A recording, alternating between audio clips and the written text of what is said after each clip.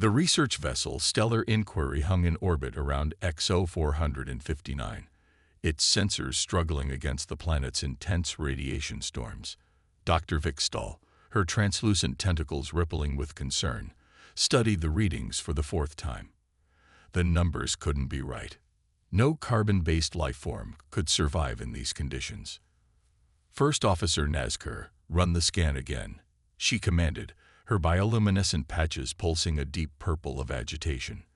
The spindly Araxian at the sensor station complied without comment. They'd already repeated this process 3 times, but protocol demanded certainty. XO 459 was a monster of a planet, with surface gravity nearly triple that of Earth standard and radiation levels that would kill most species in minutes. The atmosphere was thick with metallic particles that created perpetual electromagnetic storms. It was classified as a Grade X prohibited world, suitable only for robotic mining operations, and even those rarely survived more than a few months. Yet the sensors insisted there was a human down there, alive. The signal had first appeared 6 standard months ago, but the Stellar Inquiry was the first research vessel cleared to investigate. The Galactic Science Council had dismissed initial reports as equipment malfunction.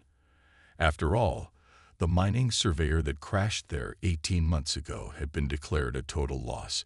Its sole occupant, Marcus Chen, officially recorded as deceased. The scan results flashed across the main viewport again, identical to the previous 4. Life signs confirmed, Nazker announced, his vocal sacs vibrating with barely contained excitement. Human biological signatures detected within the remnants of the survey vessel. They're stable. Dr. Vikstall's tentacles coiled tightly against her body, a sign of deep thought among her species. Launch the probe. Full spectrum analysis. I want to know how this is possible.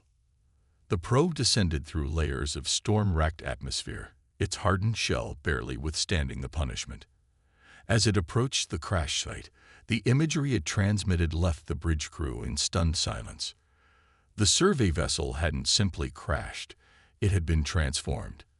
The wreckage had been repurposed into a shelter, reinforced with locally mined materials. Solar collectors, modified to withstand the intense radiation, dotted the landscape around it. Most remarkably, there were signs of agricultural activity in protected caverns nearby. And there, emerging from what appeared to be an airlock crafted from salvaged hull plating, was a human figure. Marcus Chen didn't look like someone who should be alive. His environment suit was a patchwork of repairs and modifications, its surface covered in a strange crystalline coating that seemed to deflect the worst of the radiation.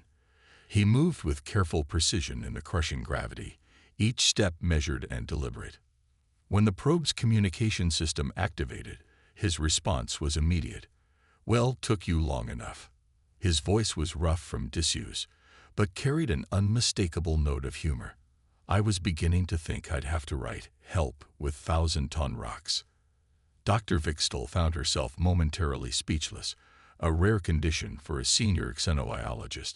"Mr. Chen, how are you alive?" The human's laugh crackled through the static. Necessity, desperation, and a complete disregard for what's supposed to be impossible. He paused, checking something on his suit's display. "Look, these storms get worse during this season. If you're coming down, and I really hope you are, you'll want to do it soon. I've got coffee. Well, something like coffee. Made from local fungi, probably won't kill you." The casual offer of hospitality in such extreme conditions seemed to break the tension on the bridge. Dr. Vikstall found herself emitting amused bioluminescence despite her professional demeanor. "A landing party will be dispatched within the hour," she assured him. "We have many questions." "I bet you do."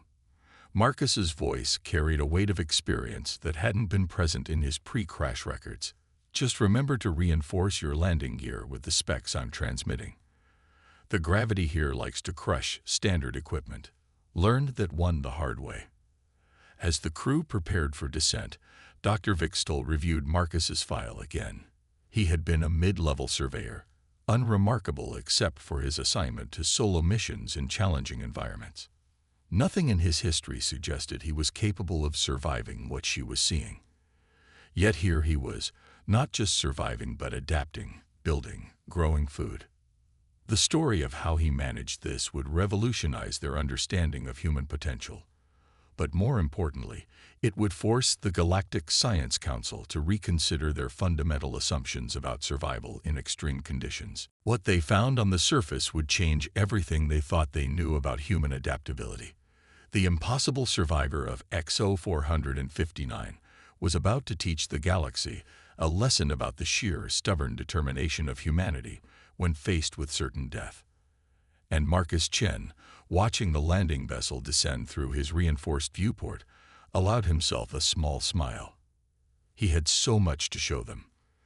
The landing party's first steps into Marcus Chen's shelter revealed the true ingenuity of human survival. Dr. Vikstall's scientific instruments struggled to process the modifications he'd made to the environment. The air inside was still deadly by most standards, but somehow Marcus moved through it with only minimal protection. The first 3 months were the worst, Marcus explained, adjusting settings on a makeshift atmospheric processor cobbled together from salvaged ship parts and local minerals. The gravity alone should have killed me. Every movement felt like swooning through concrete. Dr. Vikstall's assistant, a young Meridian named Kel, recorded everything with multiple backup systems. The Meridian's crystalline form sparkled with excitement as their sensors detected the unique adaptations in Marcus's physiology. "Your bone density," Kel observed, "it's nearly quadruple human standard. And your muscle tissue. The structure is unlike anything in our database." Marcus nodded, rolling up his sleeve to reveal skin that had a subtle metallic sheen. "The planet changed me. Had to, really. Either adapt or die." He led them through corridors that showed signs of constant modification and improvement. The radiation was actually the key. Sounds crazy, I know, but hear me out. He brought them to his laboratory, a room that perfectly illustrated the marriage of desperation and innovation. Salvaged medical equipment interfaced with crystalline computers of his own design. On the walls, complex mathematical formulas were etched into metal panels. "The planet's core produces unique radiation patterns," Marcus continued. "Most organics can't handle it. But I discovered something fascinating during those first desperate weeks. The local bacteria. Yes, there is bacterial life here. They don't just survive the radiation.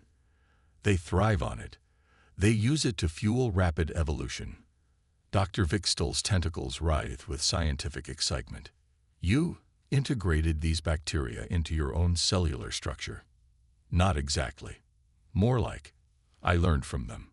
Used the ship's medical bay to analyze their adaptation mechanisms.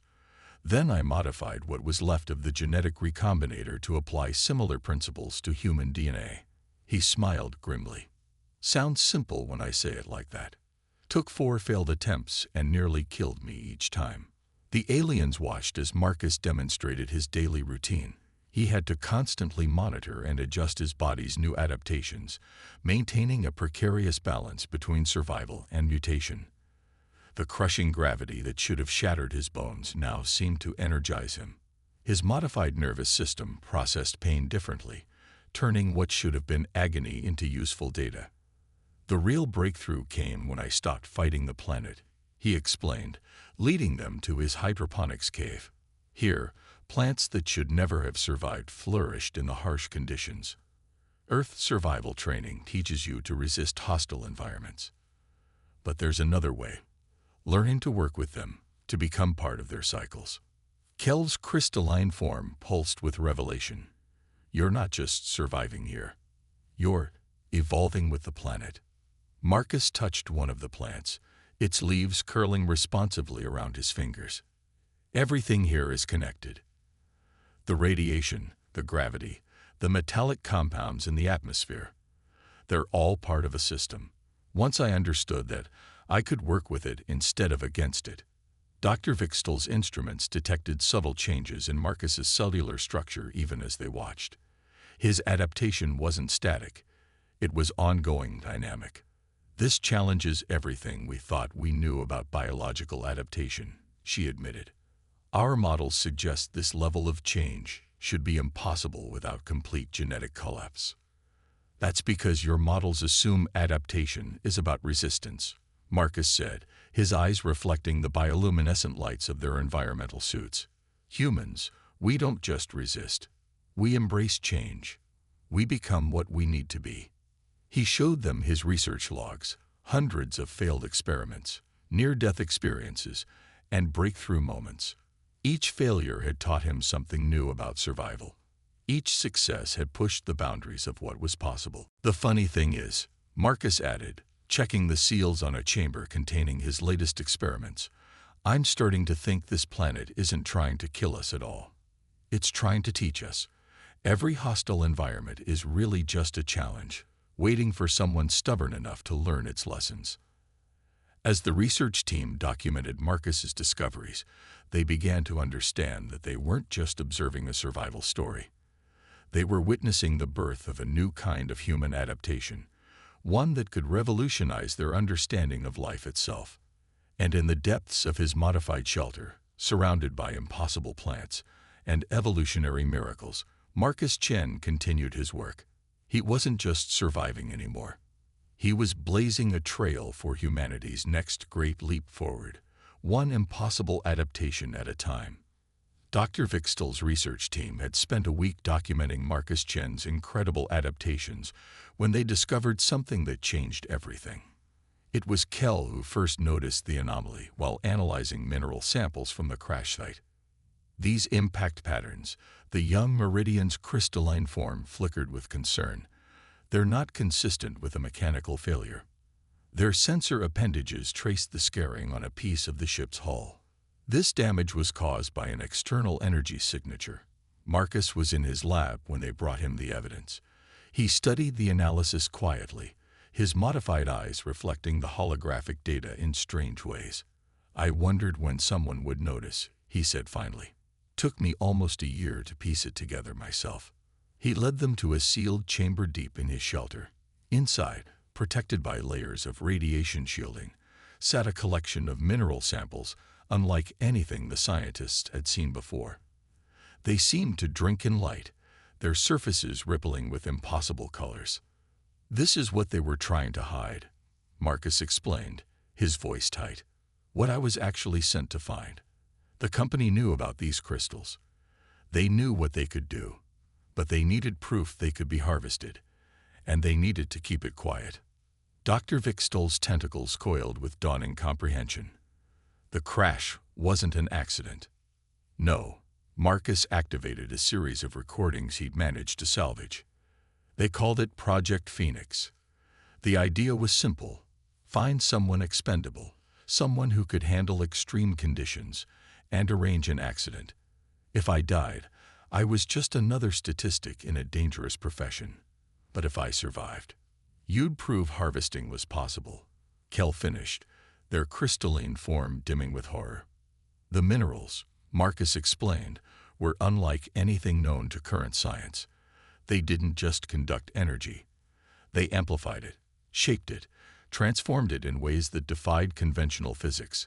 A single crystal the size of a human fist could power a city. A properly tuned network could revolutionize space travel. But there's a catch, Marcus said, carefully returning the samples to their containment unit. These aren't just rocks. They're alive. Or at least, they're part of something alive. The whole planet, the radiation, the gravity, even the storms, it's all connected through these crystals. They're like neurons in a planetary nervous system. The implications were staggering. XO 459 wasn't just a hostile world, it was potentially sentient. And Marcus's adaptations hadn't been random survival mutations. The planet, through its crystalline network, had been actively helping him evolve. That's why they wanted proof of survivability. He continued, bringing up more data on his salvaged computers. Conventional mining would be noticed, would trigger planetary defenses. But if they could prove humans could adapt, could become part of the system, He let the thought hang unfinished. Dr. Vixtel's scientific excitement was now tempered with ethical concern. Your employers, they wanted to create a workforce that could harvest the crystals without triggering the planet's immune response. Expendable miners, pre-adapted to survive anything the planet could throw at them. Marcus's modified features hardened. They didn't count on me surviving long enough to understand what was really happening. Or maybe they did. And this was all part of their experiment. The evidence was damning. Hidden in Marcus's genetic modifications, triggered by his interaction with the crystals, were artificial markers, signs that his DNA had been subtly prepared before he ever reached XO 459. He hadn't been chosen at random. He'd been engineered for this, prepared without his knowledge. So what now?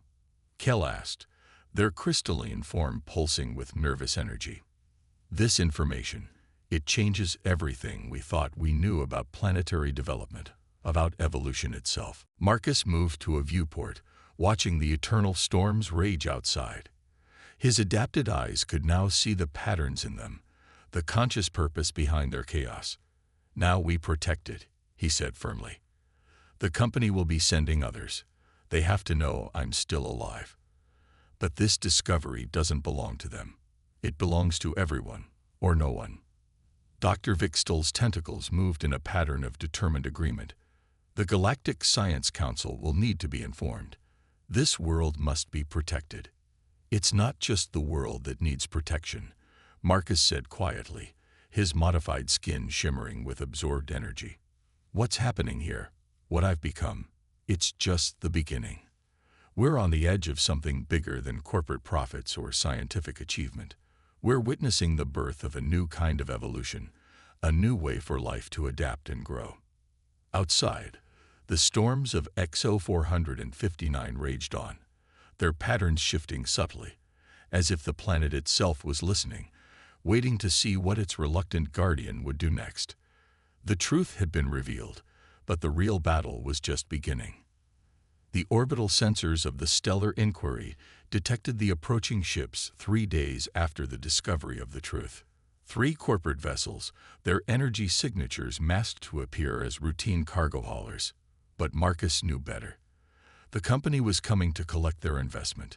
They're not even trying to be subtle anymore, he said, watching the sensor feeds in his modified command center.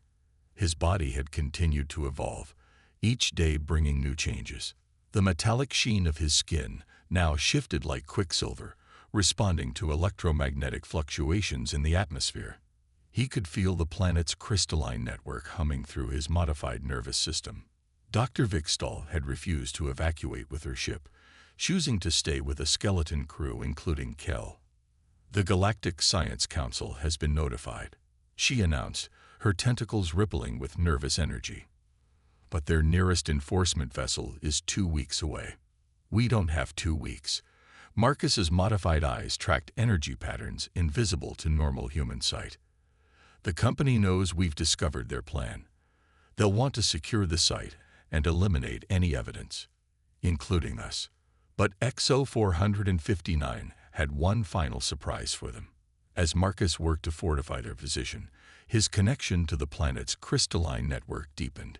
He began to understand that his adaptations weren't random mutations. They were guided changes, directed by an intelligence that dwelt in the planet's crystalline core. It's not just a neural network, he explained to Dr. Vixtel as they prepared their defenses. It's a library. Every creature that ever lived and died here, every adaptation, every survival strategy. It's all recorded in the crystals. And now it's teaching me, showing me possibilities I never imagined. The changes accelerated. Marcus's enhanced body began manifesting abilities that defied conventional biology. He could channel and redirect the planet's electromagnetic fields, use the crystalline structures to communicate across vast distances, even influence the fierce storms that perpetually raged in the atmosphere. Kell's sensors recorded everything, their crystalline form vibrating with excitement and fear. Your cellular structure. It's achieving a state of quantum coherence with the planetary network. You're becoming a living conduit. The corporate ships entered orbit, their intentions clear in their aggressive positioning. The first ultimatum came shortly after: surrender the research site or be eliminated as claim jumpers. They didn't know that Marcus had already connected with every piece of survey equipment they'd left on the planet's surface, turning their own monitoring network against them. "They think they understand this world," Marcus said, his voice resonating strangely through the crystalline structures around them. "They see it as a resource to be exploited. They don't realize it's been waiting for this moment, testing us, preparing us." Dr. Vikstall watched in amazement as Marcus worked with the planet's systems, his consciousness extending through the crystalline network. The storms above began to move with purpose, forming patterns that defied natural law. "What are you becoming?" she whispered. "Something new," Marcus answered, his eyes now glowing with the same impossible colors as the crystals. "Something the planet has been trying to create for millions of years. Not just an adapted human, but a bridge between species, between ways of existing." The first corporate landing craft entered the atmosphere, heavily armed and shielded, but they had never faced anything like what Marcus had become. Working through the crystalline network, he diverted electromagnetic fields, created gravitational eddies, and turned the planet's natural defenses into an impenetrable barrier. The ships retreated, their shields damaged, their sensors overwhelmed. But Marcus knew this was just the beginning. "They'll be back," he said, his transformed body pulsing with energy. "With bigger ships, better weapons. They don't know how to give up." "Neither do you," Kell observed, their crystalline form resonating with the energies Marcus now controlled. Marcus smiled, his expression both human and somehow more. "No, but I'm not fighting alone anymore. This planet, it's been searching for partners, not parasites. Species that could adapt, evolve, become something greater than themselves. The company wanted to create disposable workers. Instead, they helped forge the first link in a chain of evolution they never imagined." The storms above their shelter swirled in complex patterns, responding to his thoughts. Through the crystalline network, Marcus could feel other changes beginning across the planet's surface. The same forces that had transformed him were reaching out, offering their gift to those who would respect it, learn from it, grow with it. Dr. Vikstall's scientific instruments struggled to categorize what they were witnessing. This wasn't just adaptation or evolution. It was transformation on a scale they had never imagined possible. And it was only the beginning. 2 months after the first corporate attack, XO459 was no longer recognizable as the deadly world it had once been. Through his deepening connection with the crystalline network, Marcus had unlocked the planet's true potential. The surface was now dotted with growing crystalline structures, each one a testament to the new symbiosis between human ingenuity and planetary consciousness. The Galactic Science Council's delegation arrived to find not a hostile world under siege, but a laboratory of evolutionary marvels. Dr. Vikstall's research team had documented hundreds of controlled adaptations, each one pushing the boundaries of what life could become. It was never about mining the crystals, Marcus explained to the assembled council members, his transformed body now a bridge between human and planetary awareness. The planet wasn't a resource to be exploited, it was an invitation to evolve. The corporate forces had retreated in the face of mounting evidence and the council's intervention. But more importantly, they had retreated because they finally understood what they were facing. This wasn't a battle they could win with ships and weapons. The planet itself had chosen its path and its champions. Kell, who had remained to document everything, presented their findings to the council. The crystalline network isn't just a planetary nervous system. They explained, their own crystalline form now resonating with new understanding. It's a repository of evolutionary potential, gathering adaptations from across the galaxy. And humans, with their unique capacity for change, were the key it was waiting for. The council chamber, established in one of the new crystalline structures, hummed with energy as Marcus demonstrated what was possible. His consciousness could now extend through the planet's network, directing its forces with precision that bordered on artistry. The deadly storms that once raged across the surface now moved with purpose, their energy harnessed to power new growth and transformation. Each crystal, Dr. Vikstall added, her tentacles moving in patterns of scientific excitement, contains the potential for countless adaptations. But it took human adaptability, human willingness to embrace change, to unlock that potential. What Mr. Chen has become is just the beginning. The implications were staggering. XO459 wasn't an anomaly, it was a prototype. Similar crystalline networks had been discovered on other deadly worlds, each one waiting for species capable of true symbiosis. The universe, it seemed, had been preparing for this moment for billions of years. "We're establishing a research academy here," Marcus announced, his voice carrying harmonics that resonated with the crystalline chambers. "Not to exploit the planet's gifts, but to learn from them. To understand what we can become when we stop fighting against hostile environments and start evolving with them." The first students were already arriving, representatives from species across the galaxy, each drawn by the possibility of directed evolution and true planetary partnership. Under Marcus's guidance, they would learn to connect with the crystalline network, to understand its lessons, to grow in ways their ancestors could never have imagined. Dr. Vikstall's team had already documented the first successes. A Meridian researcher, working with the crystals, had developed the ability to alter their crystalline structure at will. An Araxian botanist had created plants that could thrive in any environment by tapping into planetary energy fields. Each discovery opened new possibilities, new paths of evolution. But we have to be careful, Marcus warned the council. This power, this potential, it has to be respected. The company's mistake wasn't in finding the crystals, it was in thinking they could control them. This isn't about control. It's about cooperation, about growing together. The storms above the research academy swirled in complex patterns, their energy now a tool for creation rather than destruction. Through the crystalline network, Marcus could feel the planet's satisfaction. This was what it had been waiting for, not slaves or exploiters, but partners in evolution. Humanity's greatest strength, he told the assembled council, isn't our technology or our determination. It's our ability to change, to adapt, to become something new when circumstances demand it. That's what this planet saw in us. That's what it's been waiting for. The legacy of XO459 would reshape galactic civilization. The planet that should have killed any living thing that touched its surface had instead become a cradle of evolutionary innovation. And Marcus Chen, the human who refused to die, had become something more. A bridge between what life was and what it could become. As the council session ended, Marcus stood at his favorite viewport, watching the crystalline structures grow across the landscape. His transformed body hummed in harmony with the planet's rhythms, and he smiled. The company had wanted to create disposable workers.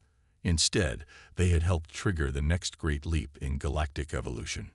The story of the impossible survivor had become the story of humanity's greatest gift to the galaxy. The courage to change, the wisdom to learn, and the strength to become something entirely new.